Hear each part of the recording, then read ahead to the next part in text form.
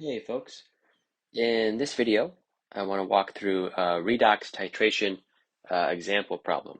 So in a redox titration, we're using a redox reaction, reduction and oxidation, and also the process of titration, volumetric analysis, to monitor the reaction as we add our titrant and ultimately determine an amount of an unknown analyte.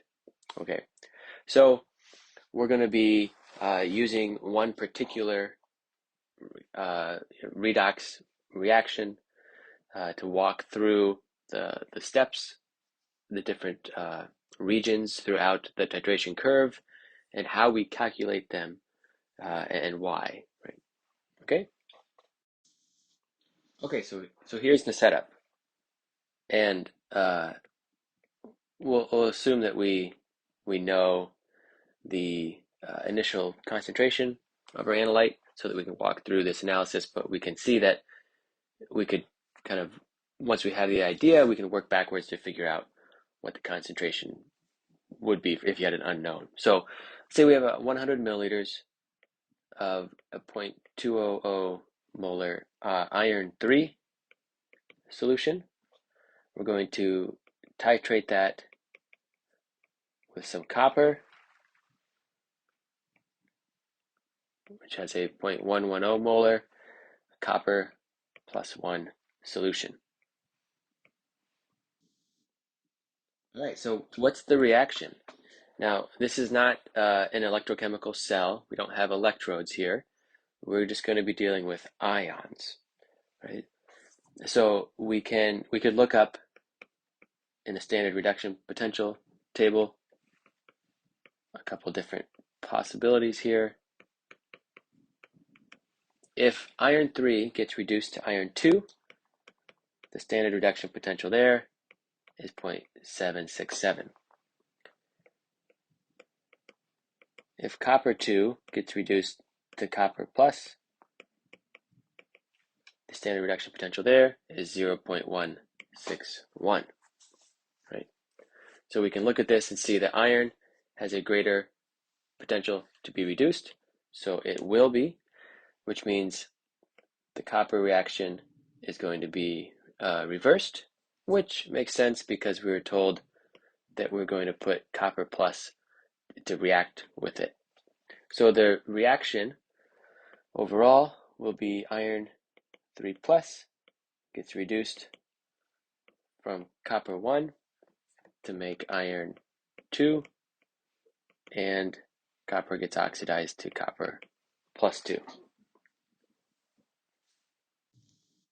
So this is the overall reaction, and it's made up of these two half reactions that have to do with iron and copper. So we're interested in what is the E, the cell potential, at any given concentration, and so we're going to be looking at the Nernst equation. And we can write this twice. And we talked about this in class, where we can write it as the iron reaction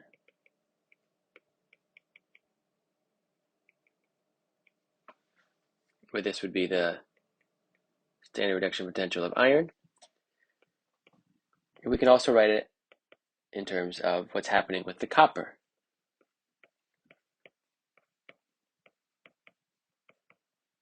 With the argument in the log will now be the copper concentrations. And so E standard of iron, right, is 0.767, and this would be 0.161. And these two values are equal to each other all the time because the reaction itself only has one potential, right?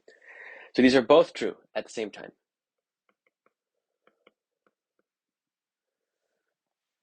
And we just are going to pick the one that's to solve that's easier, essentially, right? So with this in mind, we have a nice little equilibrium problem on our hands, and we're going to think about a titration occurring. We're going to calculate cell voltage as iron 3 is titrated with copper 1.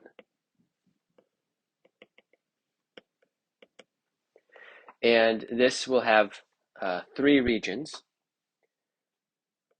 Region 1 will be before the equivalence point.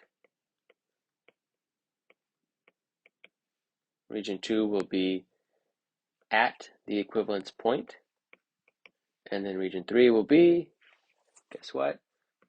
After equivalence point. And how we will calculate this will depend on which region we're in. Which equation we use will also depend. So I'll tell you right now, before the equivalence point, we will use the iron, which is already in solution. And then after equivalence point, we'll basically be adding excess copper. We'll be using this expression. So let's get started, and we'll walk through this redox titration. So if we have 100 milliliters of 0.0200 molar iron 3, that would be equal to 2 millimoles of iron. We're probably just going to keep in the units of millimole. It's just going to be the easiest thing to do. Right, you can see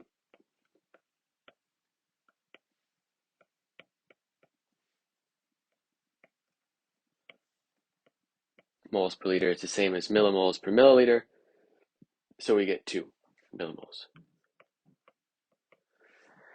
So our first step is going to be 1 milliliter added.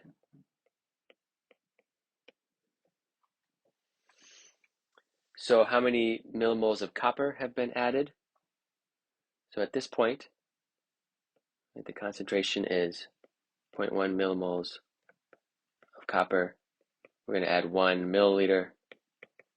So 0.1 millimoles of copper have been added. And as I said, we have a nice little equilibrium problem. We can set up our ice table where we look at the initial amounts, the change in the amounts, and then equilibrium amounts. Right? So initially, we have 2 millimoles of iron, 0.1 millimoles of copper is added, and then don't have any of that yet, but the change will be that all of the copper is consumed.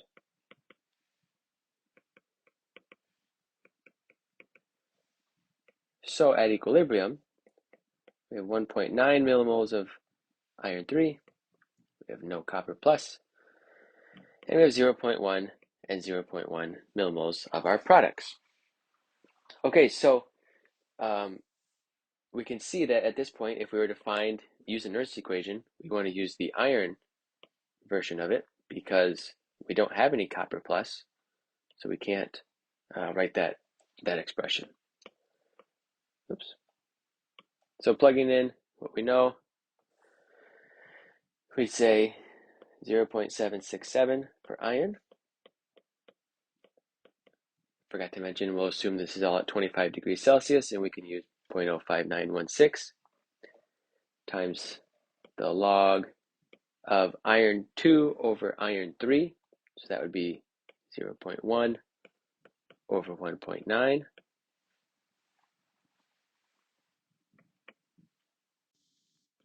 And we would get 0.843 volts as the voltage when 1 milliliter has been added. Okay, so you can kind of keep a little table running off to the side. Okay, so we could keep going through different constant amounts, different volumes. Let's jump up to 10 milliliters and see what happens. So 10 milliliters added. So how much copper has been added here? Well, we have 10 milliliters, 0.1 millimole per milliliter of copper. So we have 1 millimole copper has been added. So we won't run through the full ice table every time, but we can do it one more time here. So iron started with 2, copper 1, 0, 0. So we're gonna run out of copper, and at equilibrium there'll be 1 millimole of iron 3 and 1 millimole of iron 2.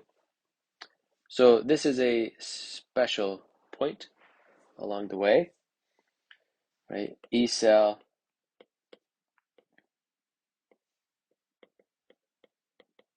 would have log of 1 millimole over 1 millimole, and so this whole term would be the log of 1, which is equal to 0. So E equals E cell, or 0.767 volts. So this is the special point, and this is all very analogous to acid-base reactions. We're halfway to the equivalence point. E is equal to E cell. Okay. So let's keep going. Let's try 18 millimoles or milliliters added, which would be 1.8 millimoles of copper. So, right, we have 2 millimoles of iron. So after the reaction occurs at equilibrium, we'd have 0.2 millimoles of iron 3 and 1.8 millimoles of iron 2, and you can confirm that for yourself that that's true. So then the ratio of iron 2 to iron 3 would be 9, and we have E is equal to the standard reduction potential of iron, 0.767 minus 0.05916 times the log of 9. And this is 0.711. So we went from 0.843 to 767, 711. These are fairly small changes, but we're adjusting the changes in volume. They're not all the same. Let's do one more before we get to the equivalence point, because we can do this pretty quick now. If we have 19 milliliters, that's 1.9 millimoles of copper. So the amount of iron 2 would be 1.9. The amount of iron 3 left over would be 0.1. And plugging that in to the Q value and the log and walking through the entire Nernst, 0.0691 volts. Okay, so far we have a few points to rack up. What about 20 milliliters? So here something special happens, right? We see that we have 2 millimoles of copper and 2 millimoles of iron 3. So we are at the equivalence point. So I'm going to pause this and start a second video where we will pick up at what happens at the equivalence point and how do we calculate the cell potential there. All right, catch you on the next video.